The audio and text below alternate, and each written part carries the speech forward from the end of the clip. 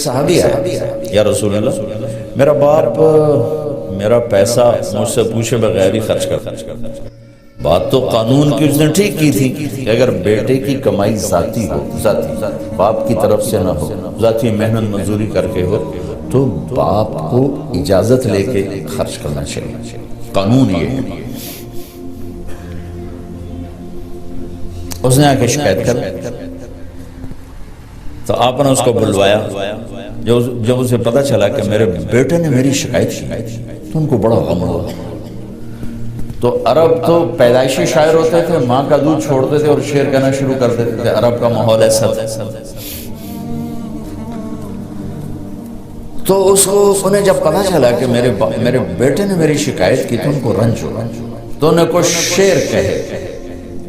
زبان سے نہیں دل میں، دکھ میں آ کر اشعار۔ جب یہ آئے نا مسجد تو جبریل پہلے آ چکے، یا رسول اللہ، اللہ تعالیٰ فرما رہے ہیں کہ آپ ان کا کیس بعد میں سنیں، اس سے کہیں وہ شعر سنا جو تیری زبان پہ تو نہیں آئے پر اللہ نے سنا۔ میرے اللہ کی نظر کیسی ہے بتایا ہے، میرے اللہ کا سننا کیسا ہے بتا رہا ہوں۔ آئے ہائے، تو آپ نے کہا اچھا بھائی تیرا معاملہ تو ہم سنتے ہیں، لیکن پہلے تو بتا کہ وہ کون سے اشعار ہیں جو تو نے دل ہی دل میں کہے، زبان پر نہیں ہے اور اللہ نے اسے عرشوں پر سنا ہے۔ وہ کہنے لگا یا رسول اللہ ہم تو پہلے ہی آپ کا ایمان لائے ہیں، پر روز ہی ہمارا ایمان بڑھ جاتا ہے اس قسم کی چیزوں سے کہ آپ کا رب کیا طاقتور رب ہے، جس نے میرے دل کی دھڑکنوں میں اٹھنے والی آواز کو بھی سن لیا۔ میں نے تو زبان سے ایک لفظ نہیں کہا تھا، آپ نے کہا تو سنا کیا کہا تھا۔ اور یہ ایک آدمی سوچ رہا ہے، اب جتنے بیٹھے ہو سب اپنے دلوں میں پتہ نہیں کیا کیا سوچے جا رہے، وہ سب پر نظر کیے ہوئے، سب کو دیکھ رہا، سب کو سن رہا ہے۔ کیا کہا تھا؟ کہا جی میں نے کہا تھا غزوتکم مولودا ومنتک یافع تعل بما اجنی علیک وتنہل وَإِذَا ذَاقَتْكَ بِالسَّقْمِ لَيْلَةً لَمْ أَبِتْ لِسَقْمِكَ إِلَّا صَاهِرًا أَتَمَلْمَلُ كَأَنِّي أَنَا الْمَطْرُوقُ دُونَكَ بِالَّذِي تُرِقْتَ بِهِ دُونِي فَعَيْنِي تَهْمَلُ تَخَافُ الرَّدَى نَفْسِي عَلَيْكَ وَإِنَّهَا لَتَعْلَمُ أَنَّ الْمَوْتَ وَقْتٌ مُؤَجَّلُ فَلَمَّا بَلَغْتَ السِّنَّ وَالْغَايَةَ الَّتِي إِلَيْهَا مَدَى مَا فِيكَ كُنْتُ أُؤَمِّلُ جَعَلْتَ جَزَائِي غِلْظَةً وَفَظَاظَةً كَأَنَّكَ أَنْتَ الْمُنْعِمُ الْمُتَفَضِّلُ فليتك إن لم تر حق أبوبتي فعلت كما الجابر جابر يفعل فأوليتني حق الجوار ولم تكن علي بمال دون مالك تبخل۔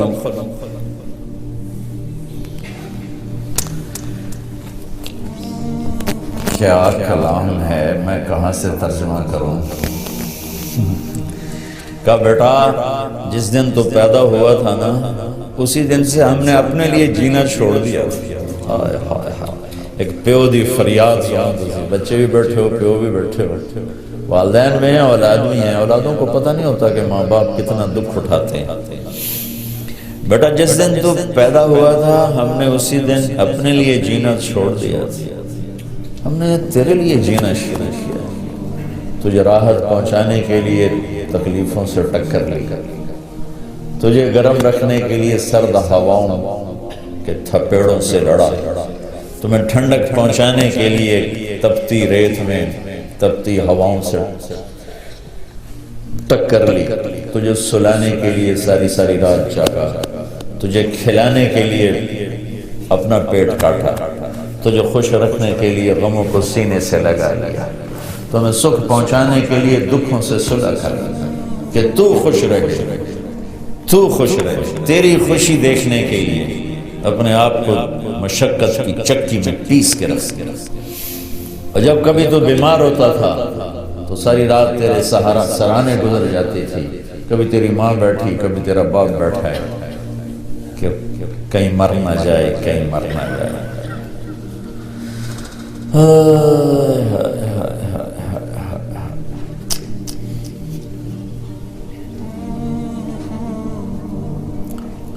اور حالانکہ موت کا وقت تو مقرر ہے، اپنے وقت پر ہی آنا ہے، لیکن تیری بیماری ہزاروں شک پیدا کر دیتی تھی، اور ہم یوں تیرے سرانے بیٹھ کر کبھی تیرے رب کو پکارتے، کبھی دوا دارو کی طرف بھاگتے، کبھی اللہ کو پکارتے، کبھی ڈاکٹروں کے پاس جاتے کہ ہمارا بچہ بچ جائے، حالانکہ موت نے تو وقت پر ہی آنا ہوتا ہے، لیکن تیری بیماری ہمیں تڑپا دیتی، رلا دیتی، پگھلا دیتی، کھلا دیتی۔ اس طرح دن رات کی چکی چلی، زمانے کی گردش نے میری ہڈیوں کا رس نکالا اور تیری ہڈیوں میں ڈالا، میرے بال سفید ہوتے گئے، تیری جوانی پروان چڑھتی گئی، اور دن رات کی مشقت نے تیری کمر کو سیدھا کیا، میری کمر کو ٹیڑھا کر دیا، تو طاقتور بن گیا، میں لاٹھی پہ آ گیا، میرے تیری جوانی ایک درخت بن گئی سرسبز، اور میری زندگی کے درخت کے سارے پتے جھڑ گئے۔ تو مجھے خیال آیا کہ جیسے میں اس کی انگلی پکڑ کے چلتا تھا، اسے کندھے پہ بٹھا کے چلتا تھا، اسے گود میں لے کے بیٹھتا تھا، اس کو ہاتھوں پہ اٹھا کے چلتا تھا، اس کو بیٹھ کے اس کے کپڑے بدلتا تھا، اس کو کھانے کھلاتا تھا، اس کو اسکول چھوڑنے جاتا تھا، اسکول سے لینے جاتا تھا۔ تو اب میری کمر جھک گئی ہے، تو اب یہ میری لاٹھی بنے گا، میں اس کے ہاتھ پکڑ کے چلا، اب یہ میرا ہاتھ پکڑ کے چلے گا، میں اس کا آسرا بنا، اب یہ میرا آسرا بنے گا۔ لیکن میرا بیٹا تیری تو آنکھیں سر پر چلی گئی، ماتھے پہ چلی گئی، اور تو مجھے ایسے دیکھنے لگا جیسے میں تیرا باپ نہیں، تیرا نوکر ہوں۔ تیری آنکھوں کے تیور بتانے لگے کہ شاید میں تیرا باپ نہیں، تو میں تنہائی میں بیٹھ کے سوچنے لگا کہیں میں نے خواب تو نہیں دیکھا تھا کہ میں اس کا باپ ہوں، چونکہ اس کا رویہ تو یہ بتا رہا ہے کہ میں نوکر ہوں، یہ مالک ہے، اور میں اپنے 30 سالہ خواب کو جھٹلاؤں یا اس کو دیکھوں؟ تو پھر مجھے خیال آیا کہ ہاں واقعی یہ مالک ہے، میں نوکر ہوں، لیکن نوکروں کو بھی تو کوئی نہ کوئی پوچھ ہی لیتا ہے بیٹا، ارے مجھے نوکر سمجھ کے ہی پوچھ لیتی، مجھے پڑوسی سمجھ کے پوچھ لیتی، ایک پڑوسی سمجھ کر ہی میرا حال پوچھ لیتی، اور یوں اپنے پیسے کے بارے میں حساب کتاب نہ کرتے جیسے تو نے اللہ کے نبی کو حساب کتاب سنایا۔ میں ان اشعار میں اتنا درد ہے کہ میں جتنا بھی تعبیر لاؤں نا، میں اس کو ادھر شفٹ نہیں کر سکتا۔ آپ اس سے اندازہ لگاؤ جو میں بتانے لگا کہ اللہ کے نبی کا روتے روتے برا حال ہو، اور داڑھی آنسوں سے تر ہو، اتنا روئے کہ داڑھی آنسوں سے۔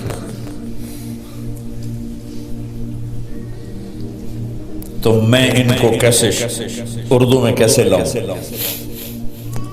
ایک درد بھری فریاد ہے، درد بھری فریاد کا ترجمہ نہیں ہوا کرتا، الفاظ تھوڑے جے دس دیو بھئی، اے انداز ہے، درد کو کہاں سے پیش کروں؟ اس درد کی تعبیر دے رہا ہوں کہ میرے نبی داڑھی آنسوں سے تر ہو۔ تو آپ نے ان کے بیٹے کو ایسے گریبان سے پکڑا اور یوں جھٹکا دفع ہو جا، اٹھ جا، میری نظروں سے دور ہو جا، انت ومالک لابیک، تیرا سب کچھ تیرے باپ کا۔ بتانا تو میں یہ چاہ رہا تھا کہ میرا اللہ سننا کتنا طاقتور، کتنا طاقتور دیکھنے والا ہے، پھر ہم اس کو للکارتے ہیں کبیرہ گناہوں کے ساتھ، اور پھر وہ ہمارے اوپر پردے ڈال دیتا ہے، پتہ نہیں لگتا لوگوں کی نظر میں وہ بڑا شریف چودھری صاحب، نواب صاحب، مولانا صاحب، اور اللہ کی نظر میں بدماش ہے، تو اللہ اس کی رات کو دیکھتا ہے کہ کیسے گزرے، اللہ اس کے دل کو دیکھ رہا ہے کیا سوچ رہا ہے، اللہ اس کی نظر کو دیکھ رہا ہے، کیوں دیکھ رہے ہیں، کدھر دیکھ رہے ہیں، کیا دیکھ رہے ہیں۔ میں قربان جاؤں، صبح اٹھتے ہیں کسی کو پتہ ہی نہیں لگنے دیتا کہ رات کیسے گزری، دن کیسے، اس اس لیے میرا اللہ گلہ کرتا ہے، یا ابن آدم اذکرک وتنسا، پھر بندے میں تو تمہیں یاد رکھتا ہوں، تو ہی مجھے بھولتا ہے۔ اولادیں بھولتی ہیں، ماں پہ کتنے بھول دیں، کبھی ماں پہ بھی بھولیں، اولاد ہمیشہ اولادیں بھولتی ہیں۔ تو میرا اللہ گلہ کرتا ہے اذکرک وتنسا، میں تو تمہیں کبھی نہیں بھولتا، تم کیوں بھول گئے؟ وَأَسْتَغْفِرُكَ وَلَا تَخْشَىٰ، میں تیرے گناہوں کو کیسے چھپاتا ہوں، تو پھر بھی مجھ سے حیا نہیں کرتا۔ میں چاہوں تو تجھے رسوا کر کے ننگا کر کے کھڑا کرنا، لیکن تیرے سارے رات کے، دن کے، اندھیرے کے، اجالے کے، تنہائی کے سارے گناہوں کو یوں چھپاتا ہوں کہ اس کو پتہ ہی نہیں چلنے گا تو کیا کر رہا ہے، لیکن تجھے پھر بھی مجھ سے شرم نہیں آتی۔ وَلَا تَخْشَىٰ خَيْرِي إِلَيْكَ نَاظِرٌ وَشَرُّكَ إِلَيَّ سَاعٍ، صبح سے شام تک جو کچھ تو کرتا ہے میں دیکھتا ہوں، اس کے باوجود جب رات آتی ہے تو تم ایسے سلاتا ہوں جیسے تو نے میرے کوئی نافرمانی کی۔ سارا دن تو نے شراب بیچی،